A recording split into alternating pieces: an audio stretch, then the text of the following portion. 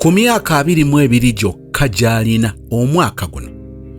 yakeebaka n'abasajja 120. Nina emyaka 22 naye ku 22 years n'akalaba batabani ba Falaawo 20. 120 and a half. Munansonyiwa ngenda banyonnyola kyajja kitya lwaki kiriwe batyo era ku nkomerero ye nga bw'okiwulidde bwe kiri tugenda kutegeera byajja bitya okutuuka wano. Abaana ab'obuwala bankoze P7 n'akayingira secondary n'akamala secondary n'akatandika university. Abazadde, this story is for you. Amanya gange tugenda kukozesa roots. Tugenda kukozesa roots emirandira naye nga nzize okusharingako story yange we bamaama bataata mbasaba we kiba kisaanidde okunjajinga banange munjajinge sikiinaako buzibu. We kiba kisobose okumpisaamu eggaali bambi sikiinaako buzibu kuba kireka we naddamu amagezi. Naye nga anyway story yange kiswaza namu naye nga sirina kyakukola kuba ku nkomerero neetaaga ku magezi bannange, neetaaga ku magezi bakyala. Mr. Sozi nina emyaka 22 naye ku 22 years n'akalaba batabani ba Falaawo 20. 120 and a half. Munansonyiwa ngenda banyonnyola kyajja kitya lwaki kiriwe batyo era ku nkomerero nina ekinsumbuwa nga byonna kindowooza kiva ku ebyo. Amanya ngambi ngenda kukozesa roots nakulira mu family ya mama ne taata wadde nga kale nga taata si ye biological father but nze mutwala nti ye biological father omulungi nno ddala. Nga maze P7 vacation yange na mama nagende wa mamange omuto okuwummula nga neesunze. Anti nali sibeerangako mu bulamu bwa tawuni bannange bakulira mu kyalo era nga ffe tetuwummula tetukyala tetukola ki pozi okukyala okuwummula kwalinga wamu wajjajja musajja azaala maama era nze nakula mmanyi bukojja famire yange gyenzaalibwamu oba ekika kyange nakula siinayo wadde ne gwe mmanyi wadde naye nga mmanyi muganda wange mu bifaananyi mukulu wange nga mumanyi bifaananyi naye nga simumanyi mu bukulu awo nga simanyi gye sinalina bufaananyi nga kyali muto maama bwe yatereka era nga mumanyi erinnya biki nze nazannya n'eddole nga newe mba nzannya n'eddole amanya nziwaaka 2 nti ono ye muganda wange gye nange yenze wano Roxy.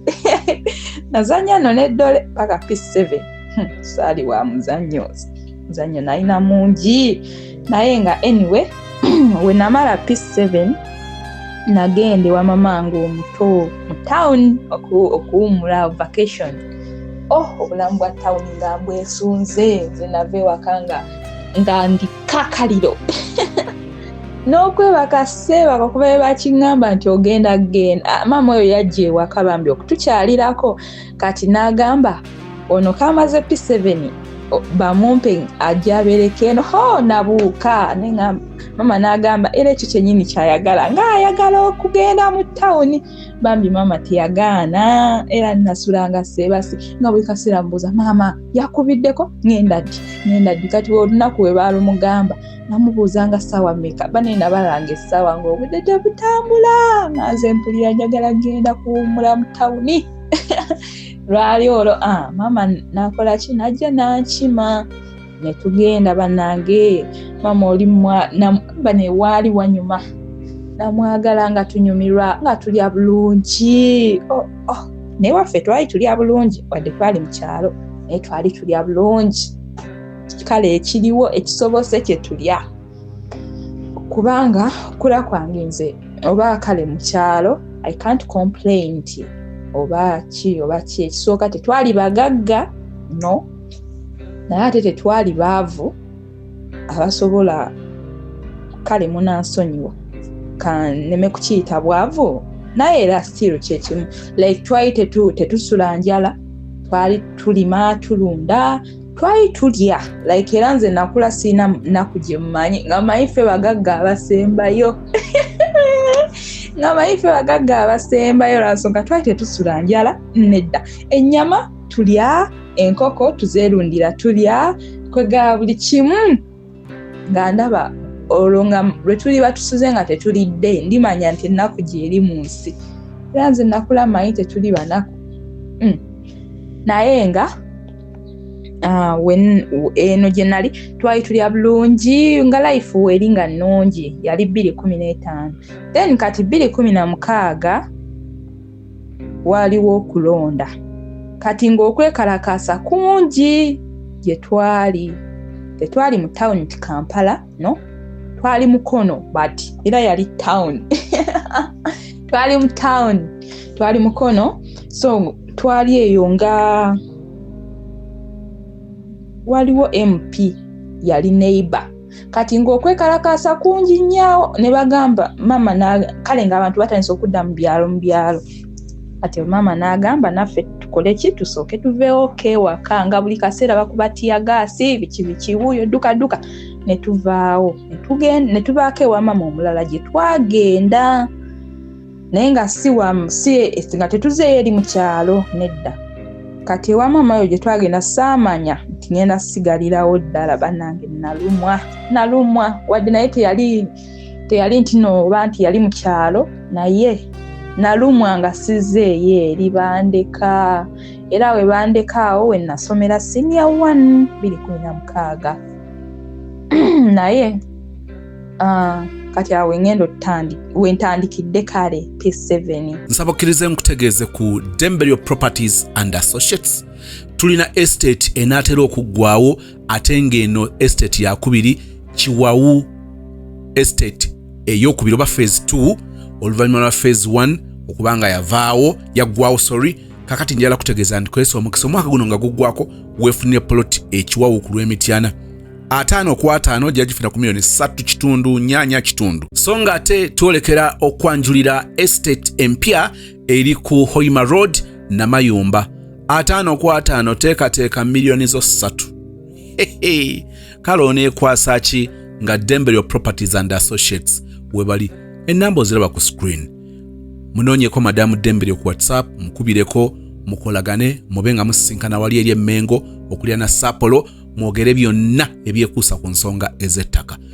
oyagala 5 ku 10 10 ku 10 oyagala ttaka lya farm obunene bw'ettaka oyagala lyenkanawa olyagala ku luguudo ki oyagala kuteekako ki byonna bajja kubanga bakuyamba naawe wali sitaaka n'ebiwandiiko by'ettaka lyo munnange ebinawe biwagamidde tobitegeera omukisa weegulinga weebuuza ku nsonga zonna ezeekuusa ku by'ettaka ne banafa ba Dembelio Properties and Associates namba zizo nga bozira ku screen beera ng'omunoonyaako okumanya ebisingawo nayingira senior 1 no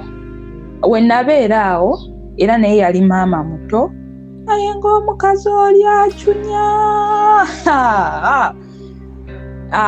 ogwo omwaka maama wange ebintu we byatandikira okwonooneka bayira we mu kyalo nze nakula siraba nkuma mange ng'anobye saalabako nga bayomba wadde okulwana wadde okwesongamu olugalo wadde ekyefaananyiriza mu ngeri yonna bwetyo naye neewuunya nnyo we twajja nga tuvudde eri ebyokwekalakasa mama wange already yali yavaayo ng'abeerawo oyo maama then naye ng'afunyeewo yafuna akazigo naye nga asiiba eno n'addayo n'asula eri bwekityo we kyali kati namusangawo ne ŋŋamba maama like nembira nga maama eri wavuddeyo mu kyalo biki naŋŋamba munnaye nazze kutandika kukola teyayagala kiŋŋamba direct naye nateginagenda nga nkiraba kuba nali nkuza wa 13 years nalina 13 nendabanga ebintu nga ndaba maama embeera gy'alimu nga tensanyusizza banaye nga akazigo ke tulimu neŋŋamba bannange anyway nga ne ssente ez'okusoma tewali nakulira mu kyalo nga embagaye tetwali bagaga tetwali baavu naye nga school fees twali tusasula akasente nno katini ddala twasomera ku ssomero lya gavumenti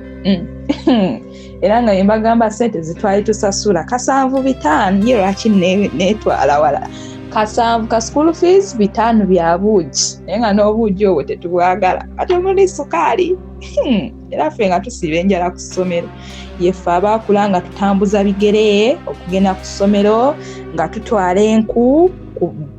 ku buli mande ogenda n'oluku lota lututte egyo miggo ng'otambula mayiro okutuuka essomero we liri ate nga lye lyaliwo ng'eriri okumpikumpi. So twasomanga nga twabeerangawo nga school fees tumutwala ku lunaku mande lwotandise nzijukira first term twateranga kutandika either nga 2 date yawo bwetyo nga 2 ogwokubiri bwe bitusimanyi oba kati we bikyali naye nga lwolinnye ku ssomero wepaba tutandikirawo teri ebyo mujja tandika simanyi second week simanyi olwokuna simanyi olwokubiri no mande esooka lwe mulina okugenda ku ssomero lwe mugenda ne fees yenna ng'aweddeyo buli kimu nga kiweddeyo. So twakulanga embeera bwetyo saagobwako ku fees ate ngera ne bato bange tebaagobwangako ku fees. Nakula nze mukulu ewaka naye nga sinze first born. Mama wange yali second lady, waliwo abaana abakulu era nga abaana abamaka gaabwe twali opposite. Mama wange ne mujjawe lwakuba yatuuka n'avaawo wali omukazi yali mulogo ng'aloga n'enkoko n'ekyama omugulu naye nga n'ekyalo kyonna kimutya. Anyway yafa, rest in peace. Naye omanyi omuntu okufa abantu ne basanyuka n'abeewaabwe omulambo ne baguzira era yakkakkana aziikiddwawo mu gaali amaka ge munnange nga bamuzize ekyalo ne kikuba pati. So twakula primary saagobwa ku fees. Kati we tudde eno ntuuka okutandika senior mama nga talinawo wadde 10. Senior 1 obanga ayingira baby like obanga ayingira obuyingiza essomero nasale nti buli kimu olina kugula buli kimu olina okigula buli kimu kipya nga tewali ssente.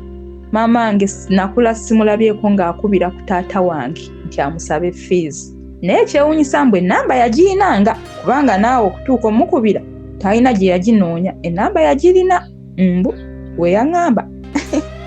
yaŋŋamba ennamba nagirinanga naye saamuwulirangako nti nno nti jangu kale oyogereko ne taatawo no ate nga nange simwetaaga like nafula si yayanireyo father figure mu bulamu bwange yaliwo gye nagirina twalina taata ewaka. So nga simuyayanira era nakula simanyi wadde eddoboozi lye nga mama tamukubirangako nti oba omwana munnange fees naye kwolwo ate ng'era baakakamukake nga fees zigaanyi. Kati mama omuto n'amugamba omanyi kyamazima kubira taata w'omwana. Taata wange baamukubira ebigambo ebyamuvaamu bye bino wammanga. Omulundi gwange ogusooka okuwulira ku ddoboozi lye bamugamba omwana agenda yamaze P7 munnange naye siinaawo kasente mbadde nsaba onfunireyo ka kasente atandike. Ebigambo ebyamuvaamu bye bino. Bw'oba weetaaga ebibajje eby'omulembe, Aisha Najemba Furniture Mart Banda ffe ansa. Tukola buli kibajje ky'omanyi ng'oggyeko coffin. Tukola entebe, ebitanda, emmeeza, sideboards, TV stands, furniture w'amafumbiro nga byonna bikolebwa mu miti egyalagibwa. Ku Aisha Najemba Furniture Mart Banda okkirizibwa n'okusasula mu kibanja mpola. Okumanya ebisingawo jangu ku showroom yaffe gaggadde esangibwa Banda opposite n'ekipande kya Nabisunsa Girls. Oba yogera ne Hajat Aisha ku noti 7 noti 5 9 94 noti 3. Aisha Najemba Furniture Mart Banda abeesibwa mu nsika ya furniture. Mbadde nsaba onfunireyo ka kasente atandike. Ebigambo ebyamuvaamu bye bino. Kansuubire okuva yatandika okusoma nze mbadde muwa fees. Ebbanga lye mumaze ng'asoma eddene ky'ogamba lino ettono lye ligenda okulema. Omutima ye gwatandikira okufa. Obukyayi we bwatandikira nempulya tebinsanyusizza nakaaba mu kimugunyu kampulira taata gwe nkuze naye takyogeranga nakekyo tannekkaanyangako naye nze nno muyitira spam donor munansonyiwa naye spam donor n'akola n'alyoka afubutukamu eby'ebigambo omulundi gwange ogusooka kale nanyiiga maama n'aguma maama wange yeegumya kintu n'ekiba kimunyize kitya ne bamulemerako ne bamugamba musajja mukubire era baamukubiranga ku mpaka nga maama tayagala oza ayina ensonga ze zisitamubuuzangako munnange naye we ndifuna chance ndituulako ne maama ne mubuuza ne bamulemerako olwamala n'atuwa emitwalo gyali 25 ye school fees wange yasooka okuva gyali ye yasemba gyali 25 munnange naawe nensanyuka kubanga nali ndaba essuubi tewali nesunza okuyingira secondary bannange ng'essuubi tewali era saatandikirawo kati nga ndaba essomero lye baŋŋambye lingenda osomerako nga baŋŋamba ye uniform yaabwe gye bambala nga ndaba abaana bayitawo baali nga banyumye nga ndaba nange ngenda nyuma ngenda kwambala akasitokisi aka white ngenda kwambala akasitokisi aka white nkasike kakome eri mu kisambi nyambale ku ssaati twakula twambala primary twasoma twambala biteeteeyi kati nga nesunza okwambala ku ssaati eya white. Nze Masibera Kangume owa Massi's Quality Beddings esangibwa Nansana ku Mastowa. Beddings zonna ebikwatagana n'ekisenge ng'amasuuka ag'ebika byonna ebyenjawulo, bed covers ebika ebyenjawulo, mubiri mutono mubiri munene nga blankets ebika byonna ebyenjawulo, pillows ez'omukka ze bayita fiber pillows eza sponge, tuyina mosquito nets ebika byonna ebyenjawulo ebika nga 12 n'okusoba, ne tuyina carpets ebika byonna ebyenjawulo, bathrobes tutunda nightwears ez'abakyala abasajja n'abaana, curtains, tuyina door mats ebika ebyenjawulo, tuyina cushion pillows abayina decorations, tuyina cushions ab'entebe abadiringa ne furniture waliwo cushions zaffe ze tutunda nga ziri already made. Tutunda bintu bingi byonna ebikwatagana n'ekisenge generally fe abadiringa nabyo. Massi's Quality Beddings esangibwa Nansana ku Mastowa, tuli makati ga Cheap Hardware ne Shell petrol station opposite ne stage y'ekyebando wansi wa Epic Motel. Enamba yaffe erina ku WhatsApp eri 0708702198 njiddamu 0708217998. Primary twasoma twambala biteeteeyi kati nga nesunza okwambala ku ssaati eya white. Kuba nzijukira ne mu primary P7 batugamba abatisha batugambanga mbumwe nno kala asoma obubi simanyi oba onojjawo omukisa ogwambala ku ssaati ya white. Kati nga essaati eyo njesunga nga ndaba eyagala kumpita mu ngalo nengamba bannange olwama yaweereza ssente bambi yaweereza ssente emitwalo 25 munaye ne bangulira ebitandika nengenda nentandika okusoma. Kati ku ssomero eryo ngenda kubuukayo eyo nnyo. Ku ssomero eyo gye nagenda gye bantwala nagenda nensoma nga bannange nga nalyo ne life yaalyo nga tegatta naye nga tewali kyakkola. So nensoma obudanke nga gye buli awo wennyini nga wenjagala nembeerayo. Kati ewaka eno kuba essomero yo tewaliyo nnyombozi nnyo kale sigenda gendayo nnyo sinya wanu yange eri essomero kuba nasomerayo mwaka gumu. Naye kati wetuddako eno ewaka nze gwe mulaba nali nkyalina nakabege ebiseera naye nga mu primary nalinga ddiira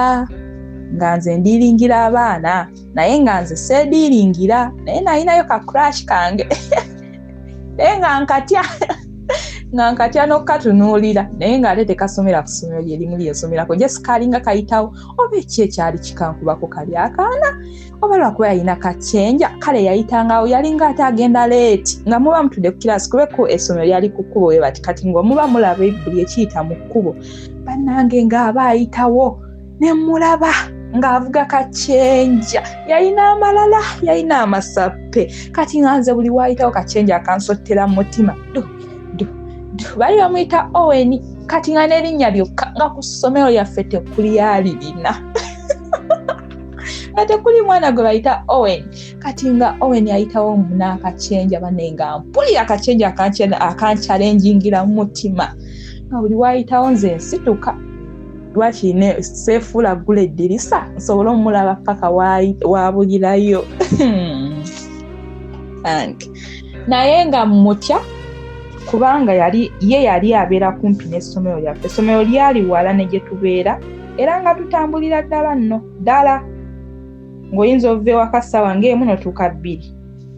naye kati ye yali abeera kumpi ate n'essomero lyaffe ate nga ye lyasomerako naye liri wala naate ddala kati nga buli waayitawo nsituka nentunula mu ddirisa nsobole omulabako maama naye nga tanyeganga kuwadde ekigambo nga ne waba azeeko like binene okusomera mulinayo omupiira biki oluusi nga bajja ab'ekyalo biki kati nga naye ajjiramu omwo kuba ayita somero okwo naye nga ajja okulaba ebiri engeri gye yali okumpi n'essomero bannange nga sisaadde omusemberera nga mutya esooka alina amalala mangi ate ye yali asomerako mu katawuni kati nga ffe atuleka eno mukyala si kale ng'atuleka eno ye nga wasomera katawuniko nga mwana gw'amalala alina mangi munnange eyo crash no gwe nalina naye kati nalinga ndiringira naye nga nze seediringira era nze nga n'olugambo tuli tuti bino tugenze ku mupiira abaana abakola bukapo nga nze senior man teacher ye yali class wa P3 nga nesiga mu nsonga eyo twalimu obuwala oba 3 abamu ku baali basembayo obuto mu class nga tetulina lugambo bitooke byebigwa olugambo olwo ani gwe mwalabye n'omulenzi ku kisaawe olwo ngaalwo anti nga tutya emiggo nze nali ntya kibooko era primary yange nze saakubwa kuba nali ntya embooko nga nso ng'ekintaasa kukola ekyo omuntu ky'aba ayagala ekisobola okumponya embooko kati ekyolugambo nakikolanga kwewonya miggo lwansonga baali bakimanyi nti ntya kibooko nga babaawo kyonna kye balowooza nti kye basuubira okufuna mu lugambo balina kutuukirira bakukangatiise n'ekibooko eyo kati nga buli wenzijukira nti emiggo nga nina okubeera attentive kubaliwo abakoze kapo baleme kunkuba bakimanyi wennaagaana wennaasirika nja kukubwa kati nga bakimanyi saa yonna nina okwogera nze gwe mulaba nayolako ne pupu w'omwana lwa kibooko natuuka leeti nga mutuuka leeti parade ne babazza wali ne basooka babakalakata kibooko nga nze nsimba eri emabega nga nze nankankana nga bayita basoma nti omukooma olutuuka mwabawo bineno nga babawandiika babawo wali awandiika buli atuuse leeti kati nga nze mba nkimanyi natuuse leeti mbeera eri ku layini emabega nga nze nankankana nga nkankana kati baba bambi batisha banjagalanga nalinga musirise naye at the same time nga ndi nga mu kiraasi mba mulala ne batisha mbalaga kirala ate paka mu bukulu bwange wano eno nze nsobola okubeera wano nga gw'omanyi muntu mulala nga n'oli amanyi mulala n'oli ng'amanyi muntu mulala naye nga ndi muntu omu kati batisha baalinga bamanyi muntu mulala omwana ow'empisa omusirise naye nga ku lugambo kwentudde olw'okutya kibooko kati baali bagenda okuba omwana wa madamu omu yali wa madamu wa science n'akola pupu yalinga ajja ne bebi n'akola pupu ku parade awo wennyini nayanguwa emisinde nene nsooka nemuga ticha yenze atwalayo nsobole okukola ki okusonyiibwa kibooko era bambi teyankuba nenfunawo nenjolayoola swi nengenda mutoyi navaayo paredi ewedde nze nali ntya kibooko so kati wetudde eno mu senior wano awe nali mbeera waaliwo natandika ka crash aka feelings zigenda bazikula zirinnya ntandika okusikirizwa waliwo omulenzi yali asomera ku St. Bali ku Ddembe yali asomera ku ssomero ddala nga nange nsomera ku ssomero ddala by then yali mu senior 4 nali mu senior 1 omulenzi oli ng'ajja nga nsonseko obugambo bwe wamma jjukira siina kyemmanyi nnyo bikwatagana ku balenzi nkoma wali nga nalinga ntwalanga bupapula bubaluwa ebyo gundi agambye bwati nawe mugambe bwoti ebyo nga byenkomako kati leero kiri kunze direct gali namwagala nange namwagala kati nga tutandika pepe yatukukuta ndi musinia 1 ndiwo oyo maama omuto naye nga ne maama wange wali like yalinga janasiibaawo ngeri mu kyalo yavaayo nga janasiibaawo then nga tusula eri tusiiba wano ne tusula eri bwekityo ekyali kati nkankukuta nga ku luzzi nga nyinza nze nakima amazzi nga n'oluusi manyi okugayiwa nengayiwa nsobola okugenda okukola ki okumiitinga olulenzi munnange oyo gayi baali bamuyita anyway kamwogera erinnya baali bamuyita Ashraf. So nga Ashraf yalinga asoma naye nga akola ng'ayoza piki ng'olweggulo oba ku Saturday ng'okuwa abatasomye omulimu gwe gwali kwoza piki kati nga kola oluzza ate kwayo kweboleza piki kati banenga nze nsomba amazzi nsobola okugenda okusanga Ashraf ati saayina ssimu kati nga woolina okumulabirako wennyini wokka kukozesa eyo chansi y'amazzi ogende naye mama oyo omutwe yatuuka n'akigwamu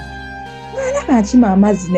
newe kitasaanidde nangamba naye ku luzzi eyo obanga okimangayo ki namugamba nti maama saaga amazzi gakole ki gakendeere nga ng'onoona omwana munaaza akadomola kalamba naye nga mwana muto myaka 2 nenkamumalirako ebintu kataasa nkajjuza gasobole okuggwawo obanga gaali tegammenya kuba gaali gammenya naye maama omukwano munnanga Ashirafu ng'ampereeza kati awo ku neighbor naye tewaliwo kye twali tukola nze ne Haga saagimuwa mu kaseera ako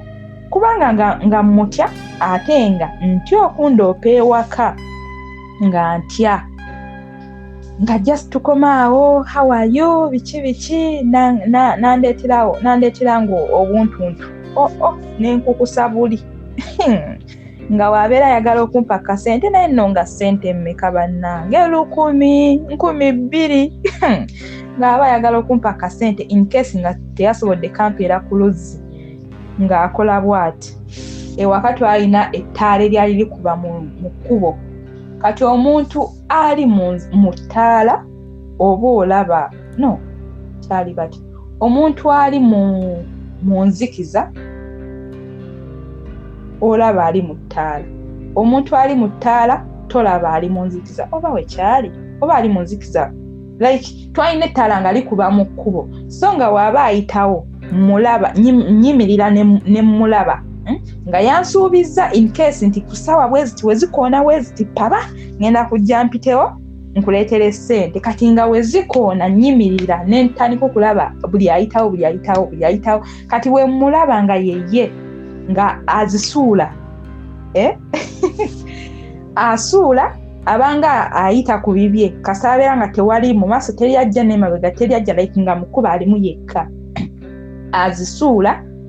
nze nenzija nenzironda nga tetwogedde tewali kiraga nti nno omuntu ono oba mumanyi oba ki nga tetwemanyisa kati nze nina okubaawo wali nga mbaza olumulaba ng'ajja essaawa yaaba aba alaba naye abatalaba face, aba alaba oba olaba just omuntu ayimiridde, kati nze mba mulaba yenna ng'asuula, nze olulaba ng'asudde nga nzija nkola ki, nga nzijjawo then nga nnyingira mu nnyumba. Kati weekityo wekyali, kati lwali lumu nga ŋŋamba lwakitompa kale kahaaga kokka, ne mugamba bajja kundaba bandoopa ewaka. Kati ku neighbor waliwo amaka agalimu omuvubuka bali bamuyita Steven nga basoma na Ashraf, kiraasi emu ssomero lyerimu. Steven akimanyi njagala Ashraf, Steven nga naye atandika okukola ki, okunkwana, era naye nga nteegera ku luzzi oluusi ate famire yaabwe baali tebakwatagana na famire y'ono maama omulala gye nali mbeeramu, baali tebagatta bulungi nnyo, baali tebagatta boge mazima. So ng'oluusi Steven oyo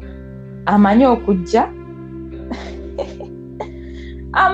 ewaka ne yeebuuzisa ebintu ebitaliiwo. Twali nti tulina edduuka oba ki, wabula waliwo akakuubo weebati. Kati nga mu kakuubo ako amanyi okujja n'aneebuuzisa ebintu ebitagatta. Naye nga simwagala, olikyali yalina omumwa nga munene yali munene bw'ati nga wakiwago muwanvu, bane nga simwagala. Kati nga Steven ng'abeera akola ki, asonseka naye obugambo bwe, nze nga neeyagalira Ashraf. Kati nga nange kyenkola ngende wa Ashraf ne mugamba eno oli Steven yaŋŋambye bw'ati ne bw'ati. Ashraf nga zivaako. Nze Becky Sozi owa Remo Beauty and Wellness Parlour Esseeta. Mu bimu ku bye tukola mwe muli body massage therapy, facial treatments, counseling services. Gw'omwana w'obuwala ovaamu akaswa akabi, gife ebbaawo waffe abakyala, obundula amazzi amakyafu, wazibikira enseke, bw'onookosa gife ebbaawo ono gw'ojja otuweera obujulirwa. Tulina kofi ono alimu ebirungo 6 mu kintu kimu. Gano Dama Coffee 6-in-1. Mulungi eri abalwadde ba sukaali, mulungi eri abalina obubonero bwa kansa, mulungi nnyo eri gwe akakalu kano okuyita mu lunaku. Mu health wellness treatments tulina reflexology sandals, nungi eri abazimba ebigere, bw'olinnya wansi owulira nga afumitibwa mu bigere, zirelaxinga muscles zo okufumitibwa kuno ne kuggwaawo, ziyamba omubiri gwo okutambuza omusaayi, ziyamba ku bwongo obwo n'embeera yo eya bulijjo. Buli peesa lyolaba ku ssande eno lirina ekitundu ky'omubiri gwo kwe lituuka buli lw'ojambala. Olwo obujjanjabi ne bukolebwa ku mubiri gwo. Osobola okugigula n'ojambala mu ofiisi yo, awaka, osobola okugyegulira nga ggwe, ogigulira mukaddewo oba jjajja kuba ate abo bagyetaaga nnyo. Okumanya ebisingawo ku bino byonna, kolagana ne Remo Beauty and Wellness Parlour Esseeta ku nnamba ezo eziri ku screen yo for direct calls and WhatsApp. Ashraf nga zivaako, waliwo we baali bagenda okweyolera ku luzze. Naye baali beewaamu ku kitiibwa bambi tebeeyoola. Kati Ashraf Steven ng'oluusi mbeera nnaaba kubanga ekiyigo kyaffe kyali ku lusalosalo olwabwe, ate nga nabwo olwabwe waliwo ekiyigo nga byeri opposite, nga tebyeri kumpi nnyo naye nga byeri opposite. Kati ng'oluusi ogenda okunaaba, ogenda okuwulira akakuba ku mubiri, olwo nno nga kakikapapula ng'akuwandiikidde, era nze wowowowo bane nga binyiiza, ng'ajjeeyo emmanju w'ekiyigo n'akuyita, amanene okwogera erinnya, n'akuyita Roots. Ogenda okuwulira oguloboozi nga gugwe kuba yali adoodooma, mpulira nfa nga simwagala naye nga gayi nange. Kati waliwo Saga, waliwo omuwala era naye yali neighbor opposite naffe, baali opposite eruguudo nga lwelutawula bwe bati. Oyo mwana twali tusoma naye kilaasi emu naye nga si mukwano gwange nnyo kiri awo, naye nga maama amunsibako. Oyo mwana nali mukyafu naye ate oli omwana yali mukyafu nga simwagala. Kati nga maama amunsibako mwoyo mukwano gwo, mu mukwano gwo nno yazze n'agamba mugende musome ebitabo. Bane nze nga mugamba nze namaze osoma ebyange nga simwagala. Kati kale ng'oluusi tukwatagana, oluusi tetukwatagana bwe tutyo. Oluusi tugenda ffenna ku ssomero, oluusi tetugenda ffenna, oluusi ampita oluusi tampita, naye nga tusomera ku ssomero lyerimu. Kati oyo omuwala yali yeegwanyiza Steven baali beesaana nze nga ndaba beesaana bambi yali ayagala Steven nga tamwagala Steven nga ayagala nze ate nga nze simwagala nze njagala Ashraf. Kati omuwala we yatuuka n'amanya nti Steven anjagala kyokka nze simwagala omwana ankolako olutalo teyanswaza ku ssomero omwana oyo yankolangako effujjo bannange nga ku ssomero ayogera ne byessaakoze asobole okunswaza wawe yamponinga nti ngenda bigamba maama wo ne ngaba naye omuntu gw'ongambirako nze simwagala. Omwana simujjukira na linnya lye sijjukira oba baali bamuyitaani simujjukira obaani ye simujjukira naye omwana oyo nga nkolako violence ku luzzi nga waliwo yeegatta n'abawala abalala ngo baagala kunkuba ate nze saagala nze obulamu bwange nti okuswala ebintu by'ekisiru ebyo. Kati we yagira ng'abeera n'emikwano gy'abalala abawala ne banvuma era kalabe nali mumpi ndi mumpi ate ye omuwala yali muwanvu kunze kati nga bagamba kaakona wakona oli mumpi gwayinza kwagalako kigwe nga sinyega nze ndi muntu omusirise nawe nabagambye nina oba ndina wolovu like buli wamu nsobola olagirawo kala yanjawulo omuntu wobanga wendaba nga oli muvumi kuba nze simanyi kuyomba simanyi kuvuma bwengezaako okuyomba eddoboozi lyange lisaakaala ne lifa kati sibisobola ate ntya okuswala sisobola kuddaawo kwewanika na muntu mbu ayise kino mpise kiri mba mpulira ngenda kuba nga nswadde eddoboozi lyange life. Kati nga nga bayinza obeera abawala nga bana n'ojjawo n'obayitako ng'ogenda kima amazzi kyovola wakona wowowo kala nina ebitege lwakuba buli gyenkoma okukula bigenda bigwamu ye kati ebyo ebiseera byali bikyalimu nga biwerawerako kyovola olina ebitege wowowo kyokka naye yali yakyama omumwa ng'omumwa gwakyama wengo timukama nsonyiwe neekale naye yali tateredde neba naye ng'omwana nvuma nga mpisa bubi kati ng'oluusi nsanga ya Ashraf ate nga Ashraf tamwagala ye yali tamwagala from day one. Kati nga wensanga ya Ashraf munnaye nga nfuna kaseko wesitamusangayo ng'oluli oluzzi lubaako layini ng'abaana baba bangi abantu nga bangi ng'oyinza osimba okuva ssaawa 10 n'ovaawo ku 2 ng'abantu baba bangi ku luli oluzzi. Kati nga wensanga ng'abantu bangi ekyamazima nzirayo oba wensangayo Ashraf nfuna kaseko munnange bye banvumye nembyerabira Ashraf kubanga baali bano abavubukayo ab'ekiwago oba ngamba ab'ekibuli nga batiibwa. Kati nga wajja n'agamba nti njagala kusena mazzi aba akitegeeza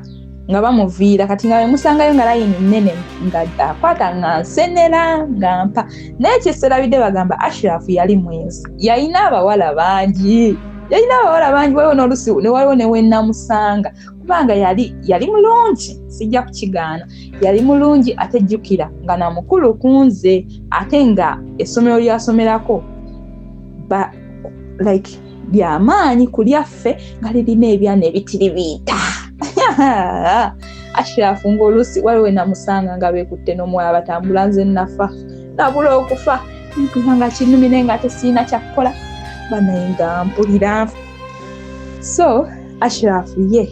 yali tatudde bogeye mazima ye yali tatuliddeeko ddala naye nga mwagala. Kati oyo omuwala yampisangamu eggaali ku ssomero ng'ayogera ebyessaakoze ng'ayogera byessiri kweganga afuba okulaba nti ansiiga akasa naye waliwo we baamukuba baamuwutula baamukuba naye neŋŋamba waawo baamukubira ku luzzi baalwana naani Steven yalina omuwala gw'ayagala nze nange nga nkwana oli omuwala ate ye ng'amwegwanyiza ono omulala ono gwe mbagambye yali anteekako embeera simujjukira alinnya lye. Kati omugirlfriend wa Steven we yakimanya yamanya oli we yakimanya nti oli yegwanyiza omulenzi we yamulumba baawutulira omuwala ku luzzi nga nange wendindaba ne ŋŋamba waawo enkeera teyasoma nga nze mmanyi ensonga lwaki teyasomye baamukuba. So eyo we tuvaayo Ashraf oyo twabeerangawo bwe tutyo naye nga ne ku ssomero kye neerabidde ku ssomero mu siniya 1 omwo kwaliko omulenzi ye yali mu siniya 2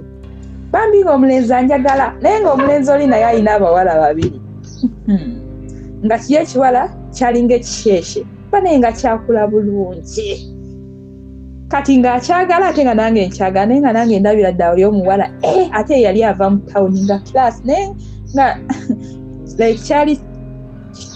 nga kirina oba muyite buto bungi bane nga kyekola ebintu ebyekito nekyetuza mu ttaka bane nga kyekyafuwaza nnyo newankubadde nange bane sinyani nali mukyafu seegaana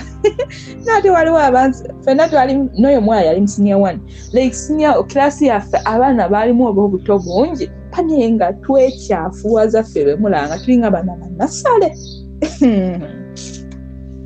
Katonda kati oyo omulenzi nzijukira ekirabuzi kye nasooka okufuna yali Valentine twasoma yali Valentine yandeetera kaswiiti n'akatambaala akeeru kaswiiti akak'omutima n'akatambaala akeeru oba naki oba na chocolate oba nange nasanyuka naye nga oli omwana naye nali mwagala anti ndowooza amulaba emboozi yange weetandikira nina Ashraf ne ku ssomero ninayo naye nga vanilla not yet nga just bibeerawo byakwemoolamoola kati wetudda wetuba naye mbozi sinyangu kunyumya sinyangu wetudda kwasha nga tubeerangawo kaakati ewaka twalinga tulaba TV okwo kwabangako obuzannyo kaye mbumanyi bulijjo kaakati akazannyo oba waliwo akajjukira baali bakayita Passion d'Amour ng'akogeera amanyi ogamba Passion d'Amour omukwano maama ogw'olubeerera akakazannyo nga kanyumirwa batya ate ng'ekiro wabangayo kalondoozi maama waffe oyo gwe twali tubeera naye omuto yayitagaana mbu mwana talaba kino nedda kalondoozi oyo nga tumulaba n'omwana ava ku myaka 3 paka ku mukulu nga tabagobaawo era bali abaana be nga balaba TV buli kimu kye baagala bannanga abazadde nga tulaba kalondoozi nga wano mwana wano maama bakuba bawe yali musajja musirise no ddala nga sobola n'olaba ensobi omuntu gy'okoze n'atakunyega nga musirise so yali tatera beerabeerawo nnyo ate nga ne waaba akomyewo nga yeebeeraawo n'agenda muki neyegendera neyeebaka so nga tulaba kalondoozi naye maama wange waabaawo nze sibiraba kuba nze nze enswala eri maama wange ko ge mazima kuba buto bwange enswala nga maama wange waabaawo waabanga teyagenze kwebaka mangu kubanga oluusi nalinga nsula naye oluusi nga nsula eno bwekityo wekyali kati ng'oluusi agenda ye alinga yeebaka mangu bambi ng'agenda ne yeebakira talina nga tayagala nnyo kubaawo lwa nsonga bawa maama wange ono nga waaba akomawo maama wange tayagala amusangewo maama wange tayagala omusajja amusangewo so nga ateekawo eyo respect avaawo mangu ng'omusajja tannadda so teyabeeranga nnyo ku TV ebyo kiro ate kalondoozi yabangayo basawa 6 naye ng'enkya mulina okusoma naye nga tumulinda kati nga maama wange ebyo tabimanya nti tubiraba kati nga obuzannyo Passion d'Amour mujjukire ewaka mu kyalo tetwalina TV twakula tetulaba bintu ebyo nze n'abayimbi nakula ennyimba nga sibamanyi nnyo like nga mmanyi ennyimba kubanga nali mukwasi wa nnyimba mulungi nga nsobola oluyimba okuva gye lutandikira mpaka gye lukoma naye ng'omuyimbi simumanyi waafaanana tetwalina TV ate tetwali nti no tutambula ntulina olusangire era nga lwe mutambuddeko olumu ebyo mu katale era mugenda na maama nga obaako osanga TV n'olaba oluyimba n'olobamu katini n'otambula. So nakula simanyi nnyo bayimbi era olunaku lwe nasooka okulaba Bobby kali kanene akayimba nali mwagala naye nga simumanyi. Diana Nalubega abo nga mbaga naye nga sibamanyi bwe bafaanana. Kati oluyimba olwasooka olwa Bobby lwe nasooka okulaba nga naakalinnya we paba lwali lwa eno Kampala si kibuga ky'Abafalaawo oba Falaawo ofudde yala olwo ne ngamba Bobby wati wafaanana nange nasanyuka kandaba Bobby bane nga mwegomba like nga anyumira nga nyumira. So twakula tetulina TV nti munnange onoolaba ebyo buzannyo biki nedda. Kati akazannyo wabangawo obuzannyo obulala naye ako kenzijjukira obulungi pozi kenzijjukira obulungi bayirayo we nalabira ne Malini ebiseera naye kati akakazannyo jjukira mwabanga kaalinga ka mukwano mwabangamu okwenywegera akapati nga buli we katuuka nga nze nanshemererwa nga ndabira ddala yenzooli oli ye Ashraf naye nga tetugezesangako nga simanyi kiba kitya. So nga mubangamu okwenywegera bannaye nze nanshemererwa bwenti nga mbulako kuyiika malusu. Kati akakazannyo gye nakomanga okalaba nayagala okugezesa kiba kitya omuntu ogatta omumwago n'ogwoli like kiba kitya banaye nga mpulira njagala kigezese naye nga ntya bajja kundaba tunakikolerawa bajja kundoopa ng'ebyo byokka nga nkitya. Kaakati munnange nno mbanyumiza ki omulundi gwawe gwasooka ogezesa omumwa ku mumwa nagugezesa naani? Mama wange yalina omwana Baby by then omwana yali wa myezi yali muto Baby naye nga omanyi abaana ekimuyita ku mumwa buli kimuyita ku mumwa aba ayagala kinune akagalo ye aba ayagala akanune buli kimu aba ayagala mu kamwa. Kati bino byozanyisa omwana ng'omubuusabuusa ye bati kati nagera nemuzanyisa omwana nakola ki nanuuna wano ku ttama nempuyanga bayire n'okuyonsa nze naso omwana oyo bambi ansonyiwe mukama ansonyiwe kireka namukola ebyambyoni. Nasooka kuyonsa oyo mwana nga njagala kulaba kiba kitya ng'omukazi ayonsa tebiruma tebinyonyogera era nakwata omwana nemuyonsa yanyonyogera nembuuka nga mpulira nga bisesa binyonyogera kweganga biri nga mpulira kiri fane ate omwana engeri gyayonka ng'alina engeri gyakakwata n'akasikasika nempulira nga binyonyogera ekyo nenkita neŋŋamba owaayo bireka biba bwe bityo. Kati netudda ku mumwa njagala nagongezese bano abakikola kiba kitya munnaye nga nkwata mwana nga munywegera mukama kayireza obulusu nemunona nabwe ti ngamba kiba bwe kityo. Kati nno tekyakoma ku mwana nga njagala ndayo ne ku mukulu kiba kitya era obutabalwisa nze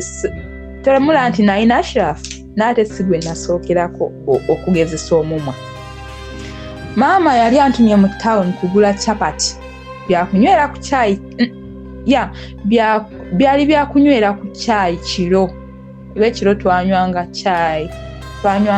na kyakulya. Kati yantuma chapati mu town. Zino chapati waliwo ezo chapati balinga babayita munansonyiwa naye kale balinga babayita ewa musoga nga bakola ezo chapati ennene oba bali bafuniramu wa bannange nga chapati ziba nnene ng'ate ziwooma nga za 5 naye ng'ewalala buba butini naye nga nawo wa 5 kyokka ng'agaabwe ga nnene era nga bali abantu nga bakola abaana b'amasomero nga bajula wali nga chapati nnene ate nga bayiwako butto kweganga oba bali bakibala bati nga ogula ekikomando bakuwa ekiveera ky'ebijanjalo chapati ng'eri emu naye ng'eri bweti butto bayiwako ng'abateeguya naye bafuniramu wa kwega baali bakola bandi kati ng'ezo chapati abantu ng'ozitambulira kati nagenda ogula chapati waliwo omuvubuka mulaba kana akayimba ono omuvubuka eyayimba buzibu bava mu kuloza ku kakisi kati oyo omuvubuka yali afaanana ng'oyo kyali era bwe nalaba akayimba ke omulundi ogwasooka nalowooza si ono nga bwe mumulaba bwafaanana n'oli bwe yali lwakuba oyo andowooza amusingako buwanvu oli yali mu mpimpimukko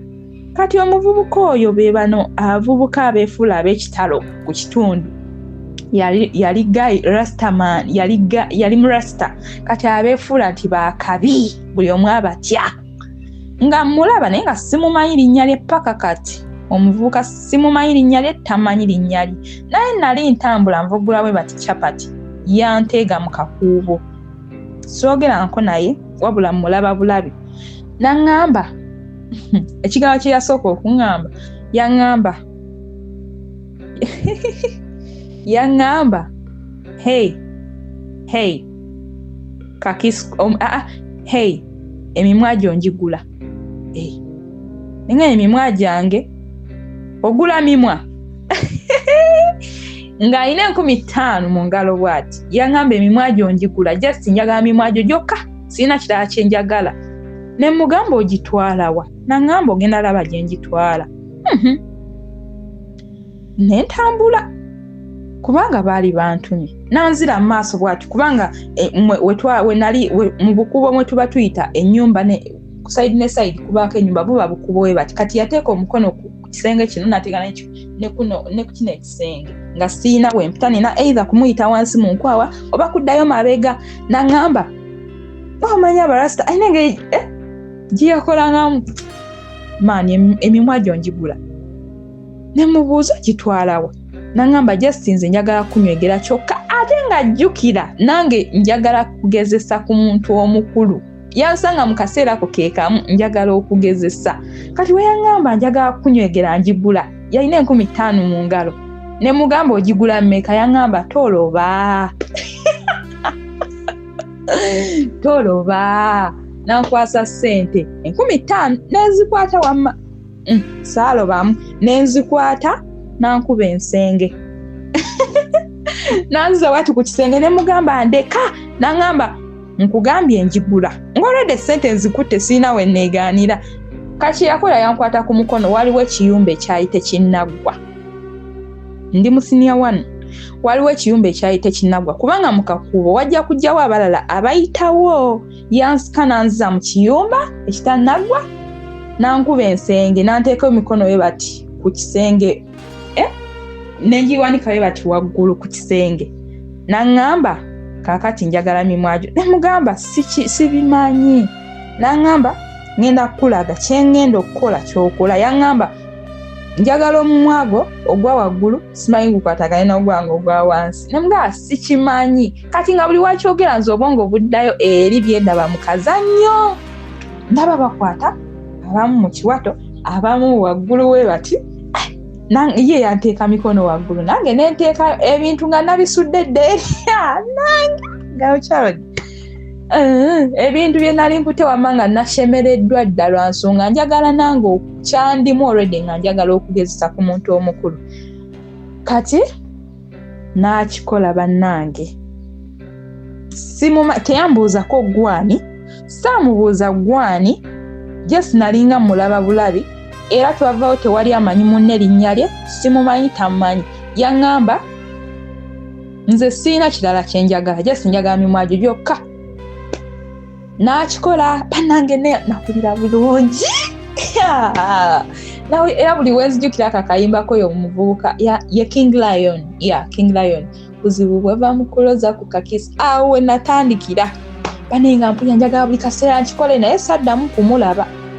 saddamu kumulaba era navaawo n'enkumi zange 5 neneeyolayola nenekubako kuba ebisenge biba biddugane nesimulasimula nenzirayo ewaka nentwala ebyokulya nenga nze nanvoomerera kanenga ndaba baneki banenga ndaba nga ndinga ngambulako kugamba congratulations happens to me nga bulijjo kyenjagala mpulira kituuseeko ate nawulira bulungi nempulira ngagamba wow Shabad. So awo ekyo kyo nali maze okukirozaako olwo nno omuzimu gutandika okusituka munda munze gutandikira nno ddala naye nga Ashraf tewali wadde kahaaga tukomako mu ngalo we bati kahaayi naye nga mwagala oli gayi saddamu kumulaba so obutabalwisa time yatuuka okusoma time yatuuka sinyani mwewedde erinyo lyannuma awo December awo ng'atandika linyo lyannuma nentuuka nenzimba oluba naye nga maama oyo tantwala ebyo ebiseera mamange yali avuddewo okubanyumiza ebiseera mamange awo yali avuddewo nekw ekyo ekitundu kati nga azze eno ku kitundu gye bamuzaala kubanga ebukojja bwange like jjajja wange yalina ku ssente yali yazimbira abaana be nga yabazimbira amayumba ag'enjawulo emizigo we baba bazze kubanga alina abaana bangi baali oba mu 40 plus baali abaana bangi kubanga abazzukulu nali oba mu P4 baatubalako nga tuli mu 100 plus kati tebereza P4 ebiseera ajjukira abato nabo bajjanga bazaala nga beeyongera obwera so yalina abaana bangi nga yabategekera nga yabazimbiranga ennyumba we baba bazze abafumbirwa oba abakulukulu abasajja like tebannawasa biki nga buli omu alina ennyumba ye so kati maama yali yatuuka n'avaayo eri n'agamba kankole ki kangendeewo kanzireyo eno ewaka najja eno ku kitundu ekirala gye bamuzaala mwezi ennyumba ezimu kwezi ennyumba era ng'ezo ennyumba za famire tekuliiko mbu bapangisa biki no zaali ennyumba za mirundi ebiri nga ezimu zonna ziri mu bikomera we bati so nga si buli omu nti yalina omuzigo naye nga in case waliwo oguli empty nga obozze gw'oyingira oba nga waliwo gw'osanzeemu ng'asobola okusuzaako bwe kityo kati mamange yafuna room kati ng'eyo gy'abeera yandekayo sijjukira mwezi naye yatuukayo n'andekayo yes kyali bwe kityo kati December ntuuka ndwala erinnyo bannange oyo maama gwe nali naye omuto teyantwalako wadde mu ddwaliro banenga nga ndabirira abaana be nfe boolaba maama oyo ng'akeera kutuula oba kutambula nga buli kimu nze nkikola ewaka nze nga nnima naye nga we tulima olugendo mayiro jjukira ewaka ffe mu kyalo twakula yes maama affe yali alima naye ffe ng'olima just kalumu once in a while twali tetulimaalima abaana like twali tulima naye nga tetulimaalima buli kaseera nno naye kati maama balina ennimiro nga yawala nno boodo oba yali etwalirawo 12 nga walako nga mumanyi nga kyalo si kyalo nnyo naye ennimiro yali mu kyalo of course kati nga mutambula bane ngoyinza otambula okangamba obusimbudde sange emu oyinza otuukanga ku 3 ate nga wali olusozi kweganga nga gwogenda n'olima gw'oleeta emmere ewaka gw'oyoza gw'ofumba gwe buli kimu gw'alina okulabira abaana waliwo abato n'abakulukulumukko kale abato kubeera bonna baali myaka 10 kudda wansi nga buli kimu ye gwe naye maama oli yagaana wadde okuntwalako mu ddwaliro erinnyo lyannuma nerinnuma nenzimba oluba nga sisobola kulya nga nina kulya ate nga nywesa kaseke nga sisobola kukwasa mamwe naye ng'oli omukazi tantwala mu ddwaliro era awo okuvaawo ewo waka nali nina ttuluka butolosi nga tayagala kuntwala wa maama wange lwansonga akimanyi mukolera nkola emirimu ewaka tayagala kunta kyokka ate tanzijanjaba waliwo abo banneiba ne bayagala okuntolosa ne baŋŋamba okimanyi ogenda fiira wano nga soogera na maama wange jjukira ebiseera nali sirina ssimu nina kumufuna either ku ssimu ye oba nga nina ssimu ya muntu mulala kwenkoze eki kwe nkubidde era nakwata essimu nga tamumpa kugera era mama wange yamala ebbanga takimanyi nti ndi mulwadde nga takimanyi banaye nga sola kulya naye ng'olina okukola emirimu ne batuuka ne baŋŋamba naye kimanyi ogenda fiiraano naye nga maama we ali eri nga talina kyamanyi ne baŋŋamba tugenda kuwa ssente kasita omanyiiyo ofune emmotoka ogende lwe nali nteeseteese yatugwamu nambuuza olagawa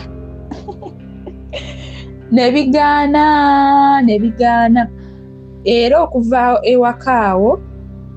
finally namala era natuluka butolosi waliwo omusajja wa boode yatwala maama yali mukwano gwa maama yamuyambako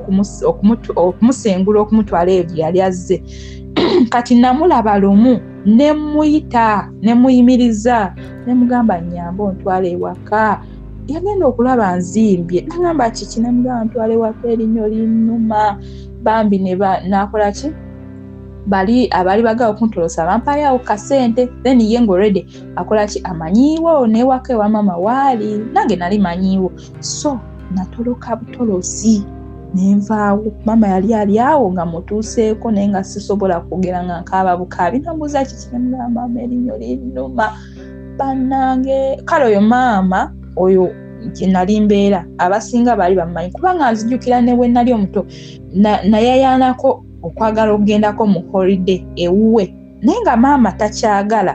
nga ŋŋamba naye maama oyo nno n'omusobola eyo n'osobolayo nno nenganga lwaki sisobolayo biki maama yali yagaana okuntwala ewoyo maama mpumule lwa nsonga yali amumanyi ne baganda babalala baali bamumanyi bagamba naye omukazi oyo ng'olwo ntuuse eno ng'oluba luzimbye ne bamukubira ne bamugamba naye omwana obadde tomulaba nti erinnya ayo omwana ekibi naye yeekoza nnyo biki kwegamba naye nga tafaayo ng'oluba luzimbye nze gwe mulaba neyo Christmas saasobola kugirya enkoko yampitangako buyisi bweti nga nkukyusa luba bwenti baali bamaze okunkuula erinnya baali bamaze no December Christmas yansanga sinnatolokayo eri yansanga sinnatolokayo eri nga nkyaliyo navaayo awo wakati wa abiri ng'olumu terunnatuuka kuba olumu lwansanga nvuddeyo nga ndi eno wa maama so Christmas saalya n'olusooka saalya we nagenda ewa maama enkeera yantwala mu ddwaliro ne bankuula erinnyo olusooka lwansanga nkyalina ne kotoni like nga bankudde jjo ng'olusooka lwa leero saasobola kulya nga tubeerawo munnange nga mpona kaakati mu kubeera ewaka awo nali ndowooza oba naakamalako omwezi gumu ku kitundu nali manyiiyo kuba twajjangayo mu holiday ewa jjajja ku kitundu nali manyiiko kati nali ndowooza naakamalako omwezi gumu Ashirafu byonna mbalese eno kati ebyo bifuuse oba bikadde kama Katonda olwo Ashirafu ndese eno ngenze ku kitundu kirala mba ntambula lumu baali bantumye no nali kubanga zino ennyumba zaali ngulu ewa jjajja nga wali mmanga kati ng'olina okukkirira nali nva eno ewaka nzikirireko ewa jjajja kugenda kubuuza kuki ku jjajja kati wakati mu kutambula awo waliwo we basiika capati waliwo garage eyo eriraanye hardware ya kale tuba tumuyita baaba like tumuyita baaba bamama baluganda naye yali mukulu tumuyita baaba kati nga garage then wano hardware kati ku garage okwo yali garage ya motoka ku garage okwo mba nzikirira nga nsanga olulenzi lwali lutudde naye nga muwanvu yali mutini muwanvu sanga omulenzi yali atudde naye ng'atudde naani ne girlfriend we baali batudde ku kkubo like emabbali g'okukkubo ku garage yawe kuba yali ku kkubo then nga balina we batudde ne mbayitako omulenzi ate teyankuba mu mutima kumbe nange siga nti oba namulaga oba ki naye namutunako olw'obuwanvu bwe yaliko ne ŋŋamba nenzikirira kati nze mu kukomawo kumbe oba nange nali mukubye I don't know omuvubuka nga ali ne girlfriend we atudde ate naye nayagala okukola ki okwogera nange nangamba hey girl how are you nemugamba amoke neneswanyula nze nengenda neera nga womanyi nga siteredde olunaku olulala neyisaawo nga neetala ebyo ebiseera nali ntambula kubanga amagulu tegannuma kwegaawo kieka buli kimu kirina stage yakyo kuba kale essaawa zino eno nze wembere Uganda n'okuvaako mbuwa neeno pozi ng'obudde kiro banaye kutambula kati ku nkaluubiri n'ebyo ebiseera baneyenze nga ntambula ng'olunaku lulamanyiza okutambula nenzire ng'obanga ayo baliko kibannange munnaye saatuula nalinga neeyisa buli kaseera ngenda wa jjajja nsobola oyitawo munnange olulenzi lukole ekirundabe nange ndulabeko buli kaseera ngenda wa jjajja nesunyula nengenda ebiseera nga nekuba ekizigo ng'entungu eba emeremenya bweti kamovitinga konna kamyamya nkanyeyonseyo ti era waliwo abateranga okunjerega mbuba naye mwana gwe wali weesiiga ebizigo wena ng'olinganga enjuba like ng'omyamyansa bwoti ng'ebizigo bimeremenya jjukira oluusi ng'otambula musanaye gwe nanga akatumbwe kamyamyansayo bati enfuufu neryo nange mukama katonda kati nayitangawo nga nekubya akazigo kange bulungi nsobola oyita ku lulenzi omulenzi oyo wetugenda otandikira musibe bulungi bannange ngenda tandikirawo paati yange ey'okubiri ndowooza awo nennakabege yange weyakaabira tukomewo bannange nja kusaba ka love story kano okagenda empola kagenda kubeerako n'obutundu obuwerako abaana ab'obuwala waaviiramu abazadde abalina abaana nga twolekedde oluwummula luno oluwanvu nzikiriza nti story eno ejjidde mu budde obutuufu ebyo commentinga bye nnina bitono nnyo kubanga njagala tusooke tugitambuleko akabanga obe nga ofuna ekifaananyi naye wano ndabyewo omutawaana bino bye twolekera mu luwummula oluwanvu abaana okulaba TV awatali kubakomako buli sho bagiraba n'olaba maama obuvunaanyizibwa taata obuvunaanyizibwa nga tebafaayo kumanya nti naye bino ebigenda mu maaso ku TV biri appropriate oba bigwana abaana bano emyaka gyabwe gino okubiraba naye tuwulidde nti wano ebintu ebimu sisita yabiwulira oba yabiraba ku TV mu buzannyo n'ayagala okugezesa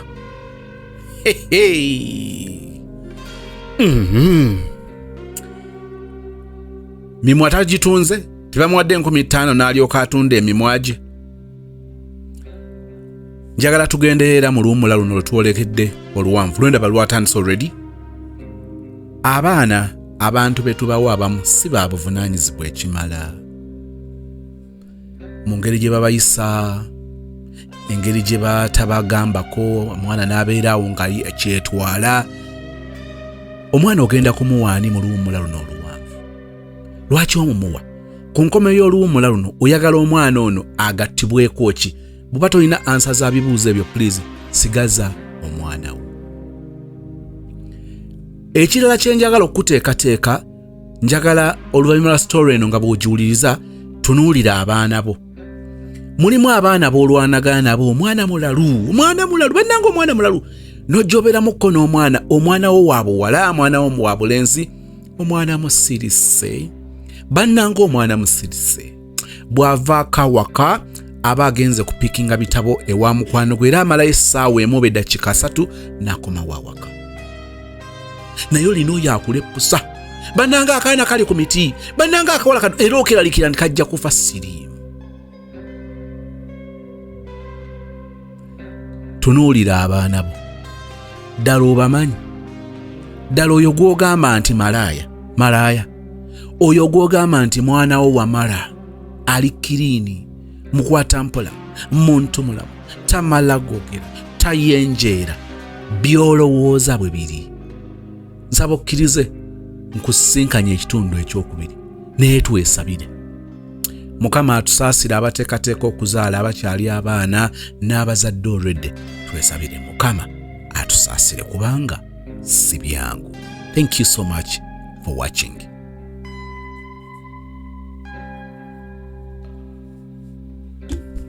Nsaba okkirize